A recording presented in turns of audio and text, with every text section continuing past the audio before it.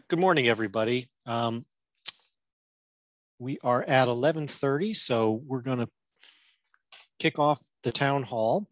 I want to thank everybody for joining us this morning to share some great news with the program extension into year 6 and some additional updates for all of you. The next slide, please. My name is George Jacobson, and I'm the Target Investments Program Administrator. And joining me and presenting this morning is Cam Adams, and Cam is our data coordinator. I'm sure if most everybody on the call has communicated with Cam and or myself. So it's nice to have you all joining with us. Let me just kind of go through a little bit about what we're going to be doing this morning. Just a couple of housekeeping items. Really, the focus of our town hall this morning, as the name implies, is we want to hear from you and address your questions on the information we're presenting. So the process we have set up is, of course, we'll be fielding questions from the chat. And so if you have questions, feel free to do that. If you want to ask a question verbally, please go into the raised hand, and then we will be able to unmute you and hear your question verbally. Just kind of in terms of ease of the efficiency of the agenda. After Cam and I present about targeted investments, we'll have some questions, and then we're going to turn the program over to Christy Dye. And Christy is an executive with Health Current. Many of you, I'm sure, know Christy, and she's going to share some TI-related updates from Health Current as well. And following Christy's presentation, we'll open up again for more questions on any of the topics that have been covered. As you probably heard, the presentation today is being recorded, and we'll be posting it to the webpage, to the Target Investments webpage, following the conclusion of the meeting. So what we're going to be covering today is as I mentioned, the year 6 extension and the Target Investment 2.0 renewal.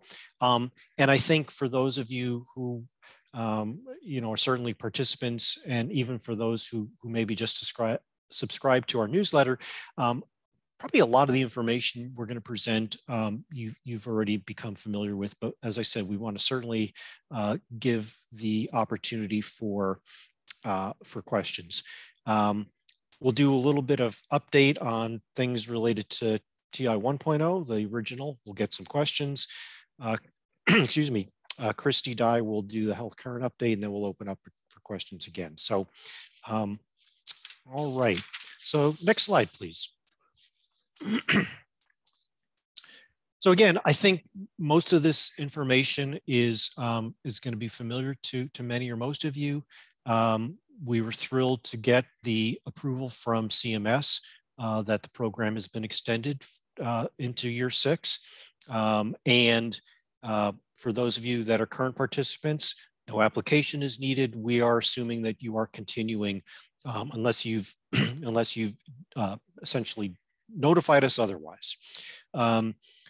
The milestones and weights, again, identical to year 5.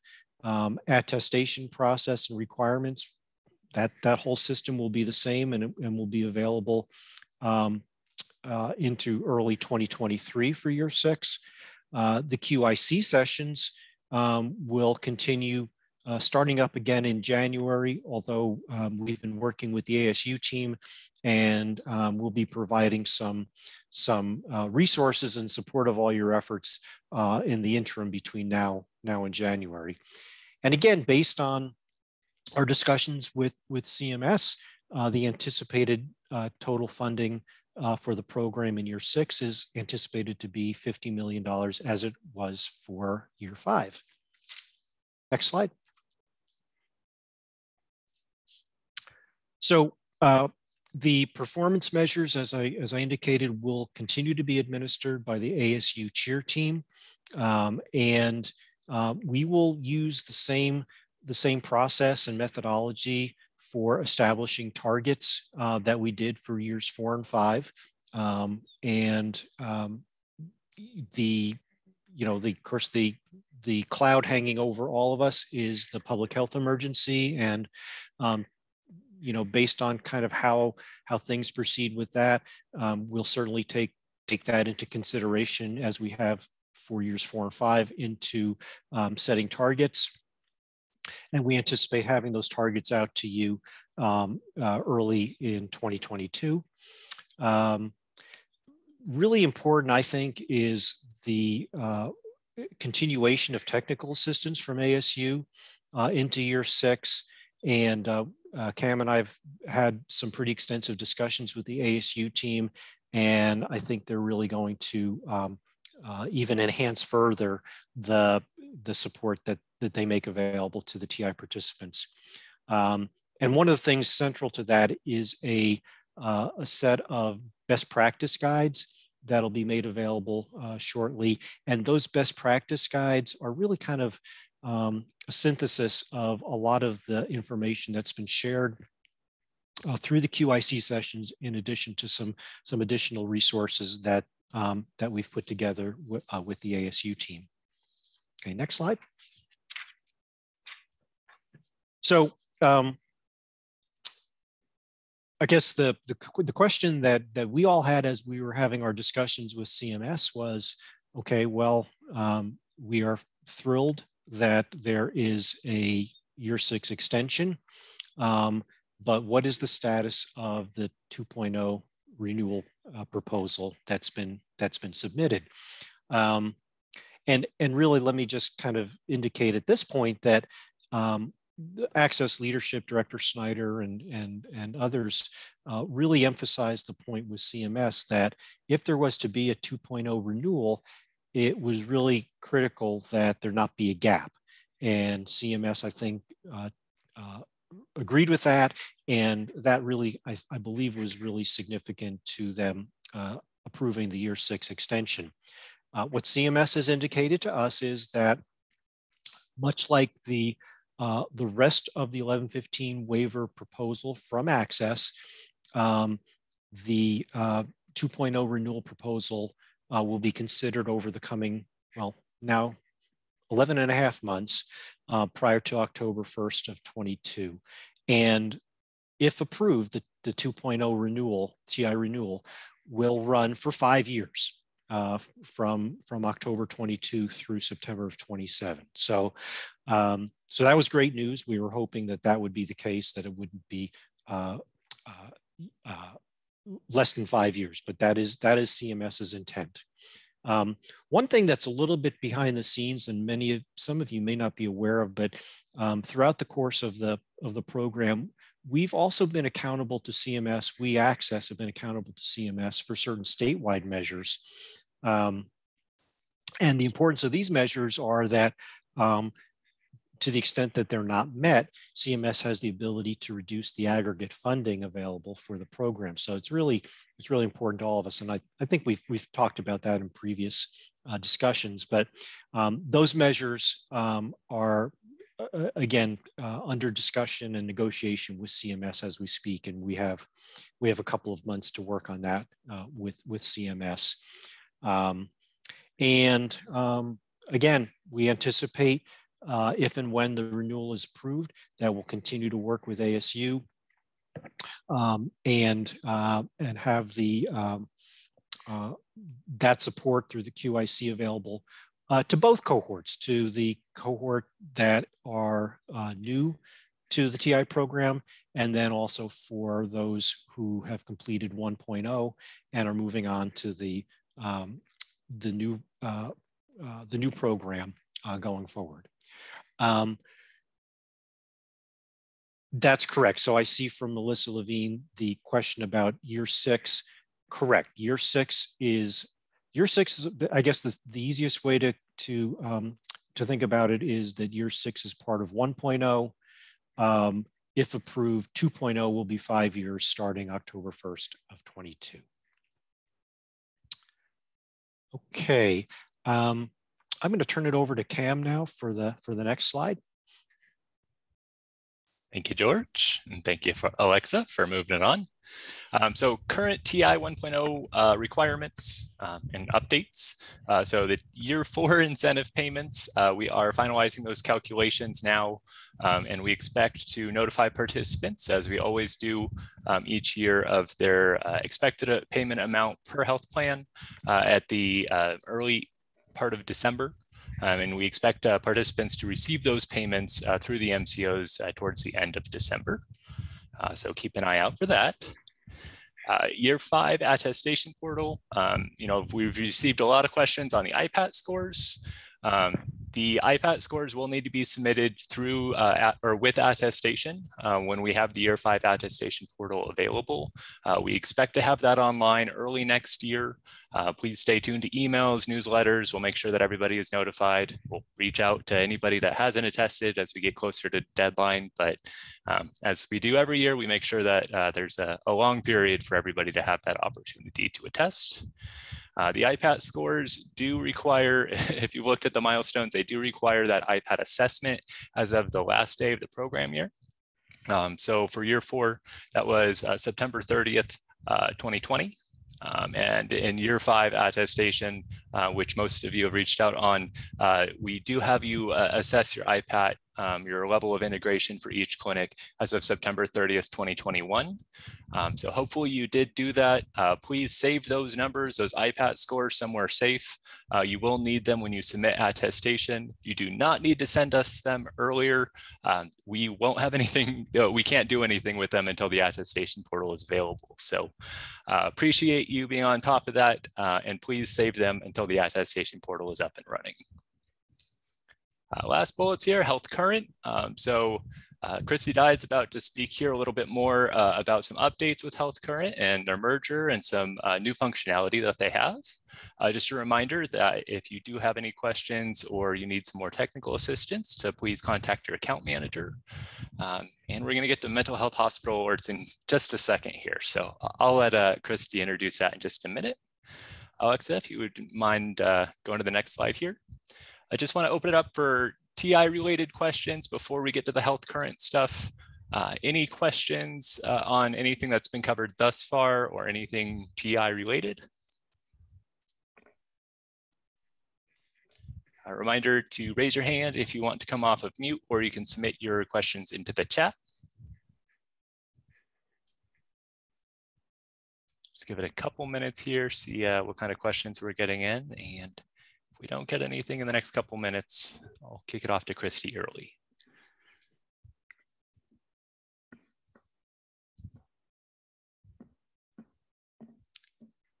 The question, will CHEER be assisting regarding the MCO patient panels and reconciliation? And will they be required to submit those to us?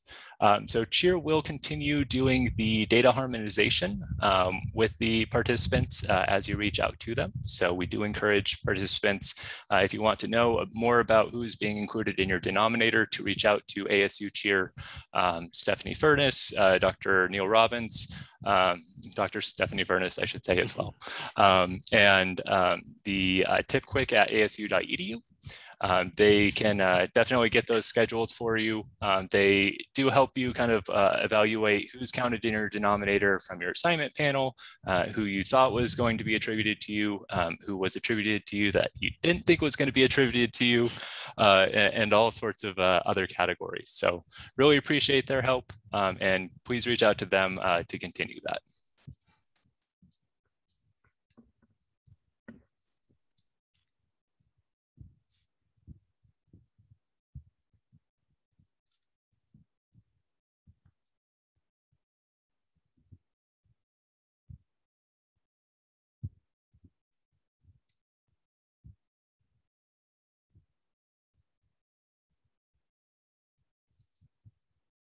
Let's see, haven't seen any new questions come in. We'll give it another minute here.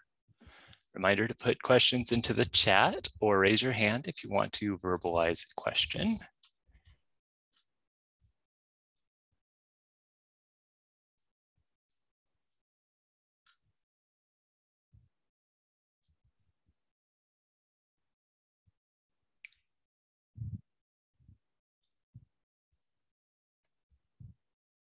All right, well, I'm not saying anything else new. Want to be mindful of everyone's time here. Again, we will open it up for more questions here at the end, but Christy, if you don't mind taking it away for the Health Current updates. Am I able to unmute myself? You are unmuted. We can hear you loud and clear. Great. Hi, everyone. Happy Friday. Really happy to be here to provide just a few updates on some new service rollouts and activities at Health Current. Can you move to the next slide, please? So these are the topics. I'm going to try and move through some of these rather quickly, but I'd like to do a deeper dive on the mental illness hospital alerts, since that's been a long-awaited service in the community.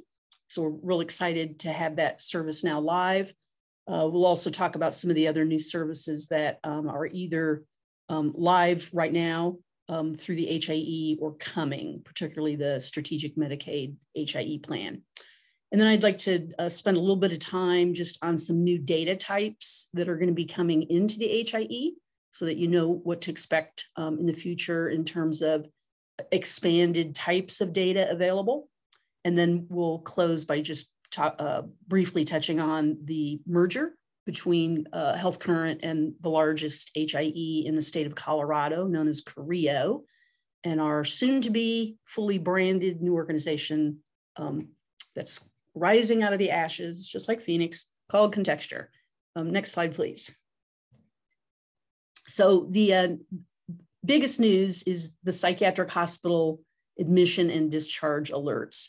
So what I'm showing you here is a flyer that actually is downloadable off our website. I think I provided the link for it at the end of this presentation. And it basically talks through the technology and provider verification process or hospital verification process that we went through in order to make these alerts live and available for the community. Next slide, please. But to dig into a little bit of the detail, let me move my video here. So again, as I mentioned, this service has been just something that providers have been asking from the HIE for a number of years. And as a former provider, I used to live this where we were unable to really get from Health Current any type of alert letting us know, in particular, when a patient is discharged from a Part 2, a level 1 psychiatric hospital, and thus starts the count of the 7-day follow-up. So we always had this data gap around being able to know when that clock starts for the 7-day follow-up visit. So here's just a little bit on the process that we actually went through to make this service available. And I want to start off by saying that we're really in the phase 1 of the live service, which is level 1 psychiatric hospitals. So we are in the process, and we've just kicked off the process of reviewing subacute B5, B6 facilities. That also includes I think they're B7 residential treatment centers, but they are not included in this first phase 1. We had to test our process out. And also we wanted to start with a group of provider facilities that are really a lot more clear-cut than some of the complexities we're going to deal with when we get to the subacutes. So this first phase is focused on the level 1 psychiatric hospitals. It is now live. Each facility, so each of the hospitals was vetted, meaning we do a thorough background credentialing review of how the organization is registered, licensed, as well as how they themselves describe themselves in website marketing materials, the SAMHSA mental health and substance abuse treatment locator. We want to know how they talk about themselves too. So it's not just we look at their licenses and say both substance abuse and psychiatric services are happening there, therefore they're mixed use. We actually have to document that background process. And for the output of that process was a list of candidate hospitals, 13 in total in the state of Arizona, that are participants in the HIE and could be qualified for this alert service. Then each candidate hospital actually had to authorize that we would be allowed to use their data this way. That brought us, as of today, we have 11 hospitals statewide that have agreed that they are in fact mixed use and that they're okay with us using their data this way. So as I said, we're starting the subacute B5, B6 review. That's a larger set of facilities, probably 25 or so in the state that are also accept Medicaid. And the additional complexity with subacutes is that some of the sites actually provide only substance abuse services. So that would be a location we cannot include at all. So there'll be a lot of sorting to go on with the B5, B6s. So that's sort of the background process on credentialing, but then you have a technology process. So we created a data source filtering algorithm that filters the actual alerts themselves for data elements. Let me move this chat thing out of here. For data elements that would potentially identify a patient as a Part 2, meaning substance abuse patient, or someone who received a substance abuse service. So we had to create a filtering algorithm. That went through multiple rounds of testing with some of the community providers that would be receiving those alerts. We wanted to make sure when they see it on their end that it comes through the way we intended, which is these data elements filtered out, as well as with the hospitals to make sure that we actually could route it that same way. There's the link to the website where you can see all this information. Next slide, please. So multiple rounds of testing because we had to be extra cautious because it is literally would be disclosing federally protected information. So this is what the alert, this is not what it looks like. They're not in color, for instance, but you can see an example of what an alert that's routed across into your outpatient settings. This is what it would look like. So the filtered data elements were any diagnosis, the treating provider, which is literally the practitioner, because there are some physicians, for instance, that actually specialize, they're addictionologists and they specialize. So we wanted to just filter that name out. And then the location within the sending facility. And that's important. It's also different than the sending facility. So the sending facility that we're showing you here, I can probably guess which hospital this is. One's Aurora Tempe Behavioral Health, and one is Aurora Glendale Behavioral Health. The location is the actual place within the hospital where the service occurred, because some hospitals have wards.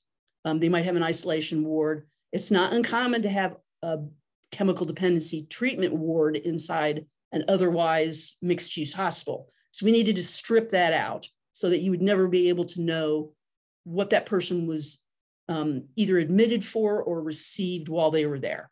So this is what the alert is going to look like. And I saw a little happy chat there, so thank you very much. Next slide, please. I think that might be it on this. Yes, we can do questions at the end. Couple other new service releases we thought were important for this group to know. Also live in July is a new view called the SMI Crisis Card. This is only available in the Health Current HDH platform, so you have to be in our new HIE 3.0 platform in order to access this. I hope everybody here has completed that training and made that transition. And what it is a quick view of information and data that is really most critical to a coordinating clinician, an emergency service, medical service personnel, or some type of provider in the event of a crisis situation. So that might be when there's a medical emergency, or it might be when there's emergent behavioral health symptoms where those treating providers or another third-party provider really wants to see in a nutshell what are the key things about this patient. So the focus of it is adults with a serious mental illness. And again, you have to be in our new HDH platform in order to access that service. I want to go back and just say one additional thing about the mental illness hospital alerts. There's no consent required in order to get patient consent. In order to receive these alerts, you just have to call your account manager and get signed up for them so we can turn them on. However, that is, if you do not have patient consent, that's as far as your data access is going to go. You will not then be able to go into the portal for that particular patient and look up any of the details that may be in there unless you have the patient consent. So you can get the alert with no consent, but anything else you want to know, you do have to have patient consent for that. And that's just the rules. COVID-19 vaccine data, just a reminder that this data is now available through the Health Information Exchange. I'm just noting here the many hoops we had to jump to make this happen, including getting a law passed that Governor Ducey signed last spring that allowed the data to not only come to Health Current, but for us to be able to share it with community providers, because that was the piece that was missing since it's communicable disease data. We did load over the course of the summer 6.4 million historical records of COVID-19 vaccinations, all administered in the state of Arizona all the way back to December 1st when the first vaccines were delivered in the state. And then from July 7 forward, it's updated. I think every couple business days, there's an update. So we'll be bringing in the most recent vaccine data available. So you can access that today in the patient portal. You'll be able to see if your patient has or has not received an immunization. It also counts the numbers. So when there's multiple doses, you'll know that with the dates. And then providers can also make a request through your account manager to get a comprehensive data extract of everyone in your patient population or whatever population you want that you serve with their COVID vaccination status. Next slide, please. This is a service that's probably most relevant for hospital participants in the Targeted Investments Program. Last May, I believe it was, a new condition of participation went into effect from Center for Medicaid and Medicare Service that requires hospitals to basically alert, or they call it patient notifications, but it really is alerts for all patients when they are discharged from that facility. It requires them to send some kind of electronic notification to their primary care provider, if the person has given a name and says, this is my primary care, or any post-acute facility. So like a skilled nursing center or some other type of facility if a person is discharged there.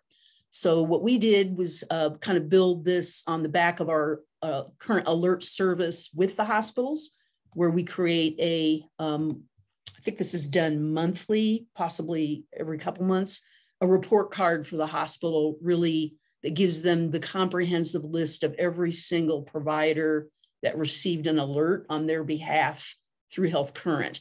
And this is what the information that they can use to demonstrate their compliance with the Center of Medicaid and Medicare Services so that they meet the condition of participation and still qualify to be in the Medicaid and Medicare program.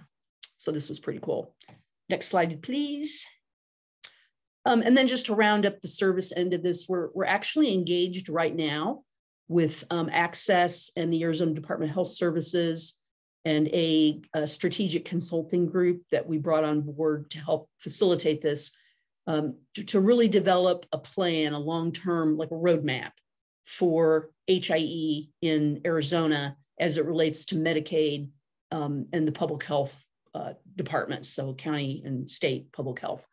We've been involved in a lot of stakeholder interviews, both within Arizona and nationwide, to really identify how are other states using HIEs to fulfill critical information needs in public health. And I think that was an arena we always knew HIEs could step in and be important in the public health arena. I don't think anybody realized how much that was needed until we went through the pandemic over the course of the last year.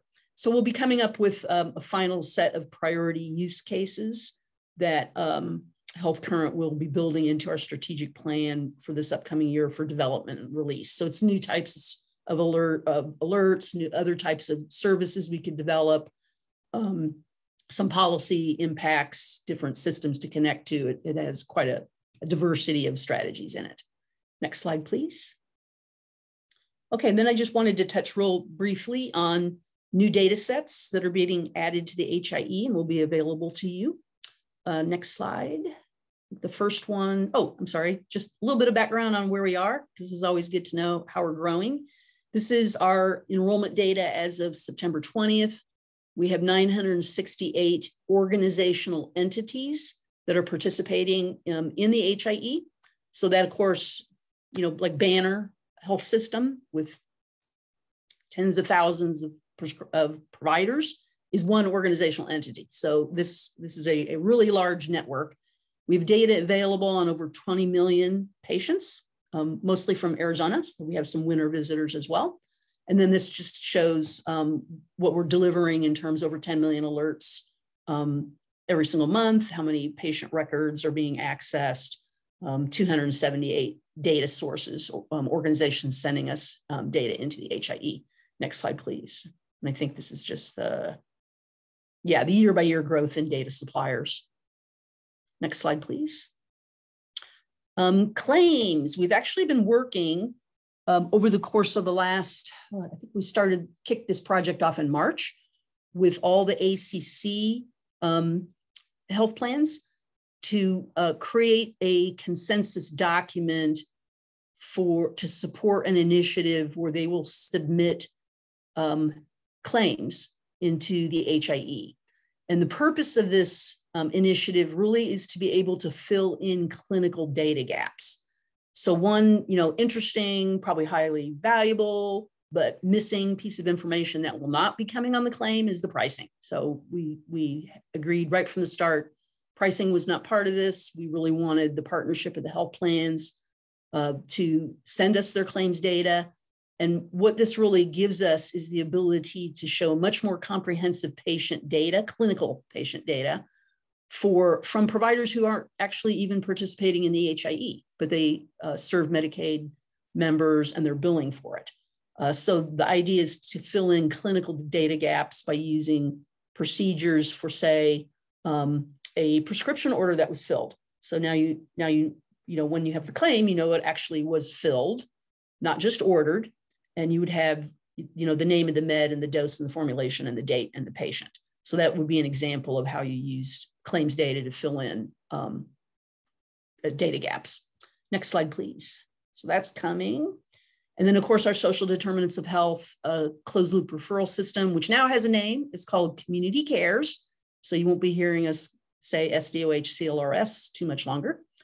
In fact, I think we announced this name during our summit this week. Jamie Schneider actually helped get the word out on that new name. And this is very exciting initiative. We're hoping, since it was part of the TI 2.0 proposal, to have a lot of conversation over this next year about how to help the TI providers be prioritized and really make best use of the SDOH data system. Next slide, please. We also have a new advanced directives registry rolling out this fall. In fact, it's already started rolling out. This is called the Arizona Healthcare Directives Registry. We are currently in the process of uploading, I think I've heard something like 70,000 advanced directives that were formerly housed at the Arizona Secretary of State's office, have been transferred over to the Arizona Healthcare Directives Registry system. And we're now starting the rollout with individual hospitals, some outpatient organizations, some legal organizations, some faith-based, all different kinds of organizations and individuals and healthcare providers that are either needing access to a person's advanced directive at point of care, or they themselves help that person create an advanced directive and want to upload it into the registry so that it's available for all healthcare providers to see and use. Next slide. And then just, again, wrapping up real quick with a touch on our recent merger with the Colorado Regional Health Information Organization, CORIO. So this is part of a larger, you can move to the next slide, please.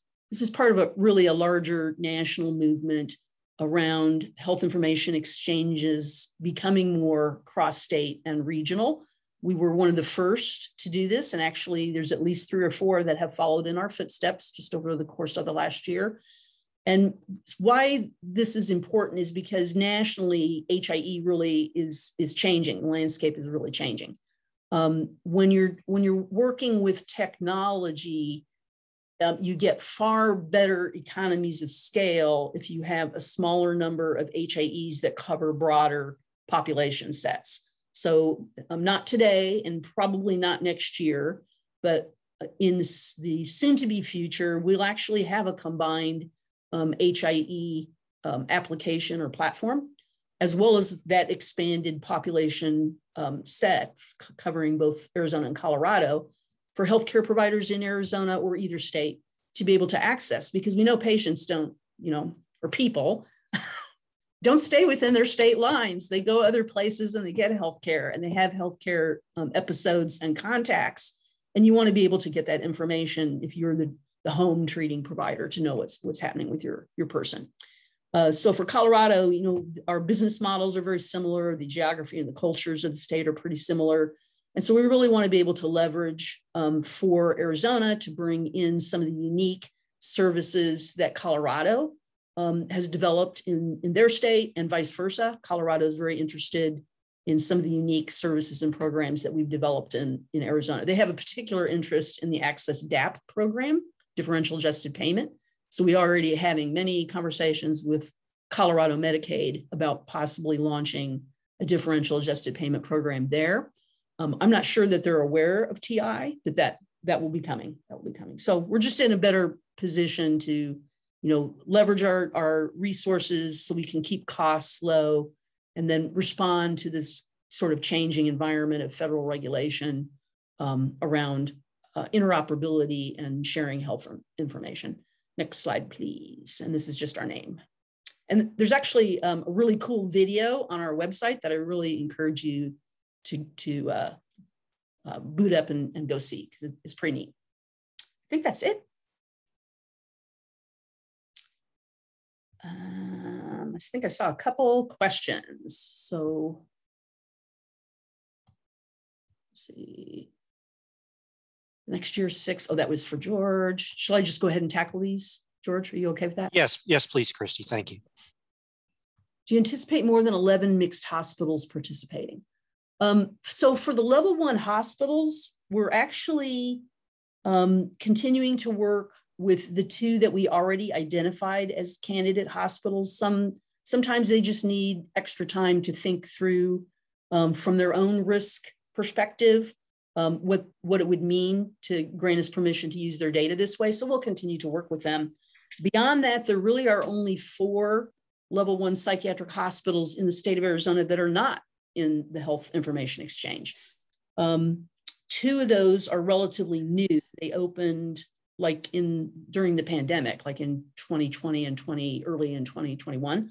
So we just need to reach out and make those relationships. And then 1 is a large hospital here in Maricopa County that we will just continue to try and recruit into the HIE. So of all the level 1 psych hospitals in the state, there's only 4 left that are not HIE participants. So I'm anticipating the data set will be very comprehensive when we're done. And this is awesome. Yeah, I think it's really cool. My pet project when I came to Health Current is like, let's make this happen. Is the crisis card functionality going to replicate the at-risk crisis plan that My Health Homes are completing?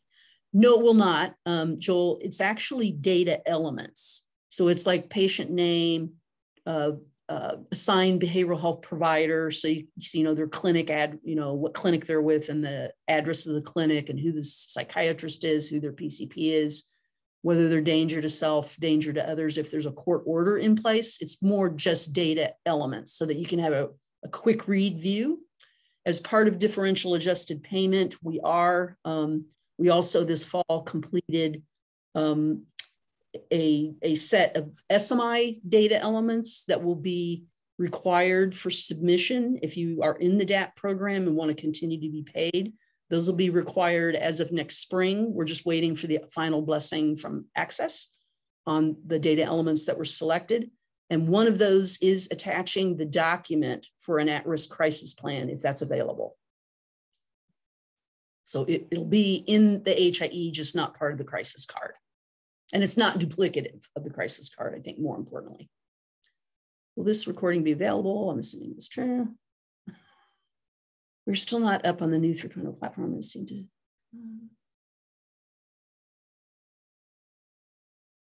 Okay. Raquel, I can follow up with you. I don't know the answer to your question just off the top of my head.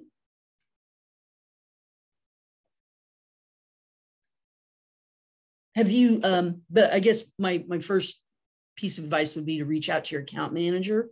And if you've already done that and are still having struggles, I'm happy to see if I can escalate that for you, but I'll email you after the meeting.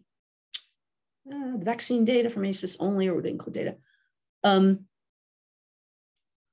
IHS meaning Indian Health Services. So the vaccine, the COVID immunization data that we have comes from all locations submitting data to the HIE, including the Arizona State Immunization Information Registry system, the IASIS system. So the 6.4 million records that we absorbed over the summer all came from the state health department, and every provider in the state is required to report vaccine administration to that source. But in addition to that, we get vaccination records from healthcare providers that also have maybe they were operating one of the mass sites in the spring, like Banner, I think had one, and Blue Cross had one. And today, if a primary care office is administering COVID vaccine and they're a member of the HIE, they can send us those records that way as well. But the big source is the State Department of Health Services. Yes, we're getting it from IASIS. What's the HIE data from post-acute facilities? Oh, I can answer this if you're okay. They're saying it's not TI related, but actually, I don't know that. I think it is TI related, frankly, because if your patients who are part of a high-risk registry or something under the TIP program are in a skilled nursing facility, that's relevant to you. You want to know that information. So specific to skilled nursing facilities, we actually have had about a 5-month initiative with SNFs to get many of them into the HIE, and many of them are today in the HIE. And at the same time, we're working with their electronic medical records vendor to make sure that they can turn on the ability for the SNFs to send data for the HIE. That has really been kind of the big barrier that organizations have experienced with SNFs over the course of the pandemic. Is it's kind of been like a black hole, like a patient goes in and then you don't know anything unless they come back out and go back to the hospital or go home. So we're in that process right now with both their EMR vendors and all the SNF facilities. I think we're up to 125 SNF sites in the state of Arizona are now in the HIE. And the really cool thing is Access allowed us to make this part of the SNF differential adjusted payment milestone for 2022. So by next spring, when that data access gets turned on, they'll actually be able to earn DAP incentives for that. So we were able to make it work both ways. Yes, this last, Michael Franzak, you need to connect with your account manager to request that the new mental illness hospitalization alerts be turned on for you. Should I just keep going, George, or am I taking up too much of your meeting time? No, we've got time, so keep going, Okay. Christy. Thank you. Sure. I'd promised to keep it to 10 minutes, and I know. Okay, how is the court order information being updated? From your records. That is where the data comes from. So it's discrete data items that are mapped from your electronic medical record into the health current data flow. Some of that data, or most of it, flows into the portal. The SMI crisis card would be a subset of data from the portal that the community felt was most important for a coordinating provider, a collaborating provider, or EMS or whoever, to see if there was an emergency. So if you are updating your court order I believe we ended up with the expiration date rather than the initiation date of the court order, since you're always going to count, forward from when it expires. To the extent that you're updating that in your record, that is the data that we get. I'm still not on. Okay, Spectrum. Thank you, Sherry. I think that's the end of the questions. I don't know if there's anything else. Yeah, we also have a raised hand from Richard Brubaker, I believe. Sure.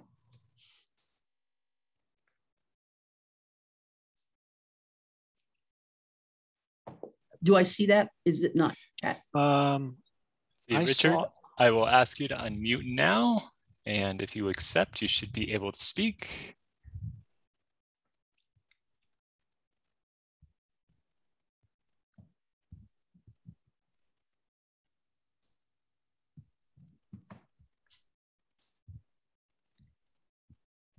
Oh, the hand went down. Okay. Totally an accident. Totally cool. Thank you. Oh, okay. It's all good. Let's see. We do have 14 minutes left. Any other questions, TI related, health current related, that we can help address while we're on the call here?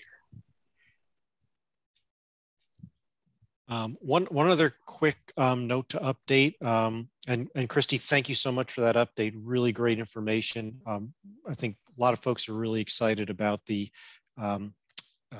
mental health hospital admission or hospital discharge information, ADTs. Looks like we have a question from Lynn. When is the dashboard survey closing?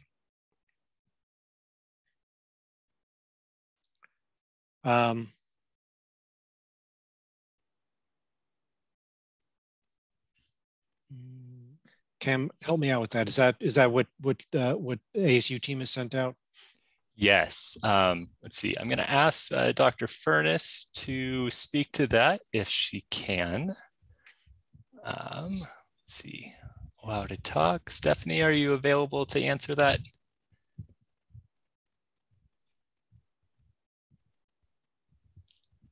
October 22nd is the answer. Thank you, Dr. Furness.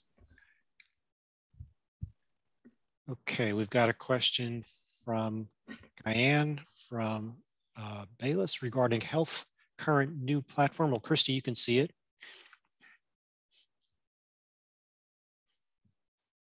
Sure, I'm sorry. There were a couple that came in. So I see one from Jeanne Phillips. Diane, huh? Oh, Diane. I would need to know what organization you're with. She's with Bayless. Oh, Bayless. Okay. All right. Okay, and I will follow up with you as well. And then it looks like we have a question from David Walker. Any effort being made to utilize the mental health court as a source for court-ordered information? So they are not a covered entity. And it would be, I mean, we deal with HIPAA organizations. So I'm not sure how that would work.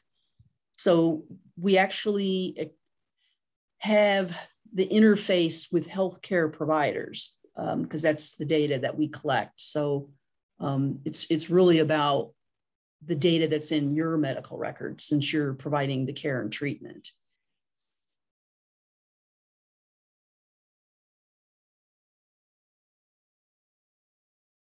Is that okay?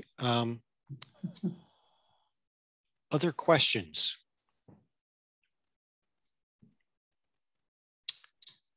Okay, I was also going to mention that there'll be some pretty significant updates to the TI webpage in the coming days. So if you haven't been on the website or the TI webpage in a while, probably about a week from now or so, Cam,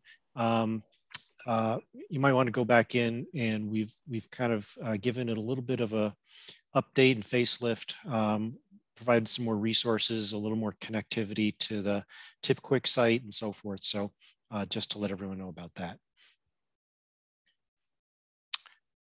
Other questions? Okay, well, seeing none, I want to thank everybody for hopping on the call. I know it's short notice, we are, as I said, we are really excited to continue the program for year 6. We're all very hopeful about the 2.0 renewal, and we'll continue to kind of keep you updated as we know more information about that.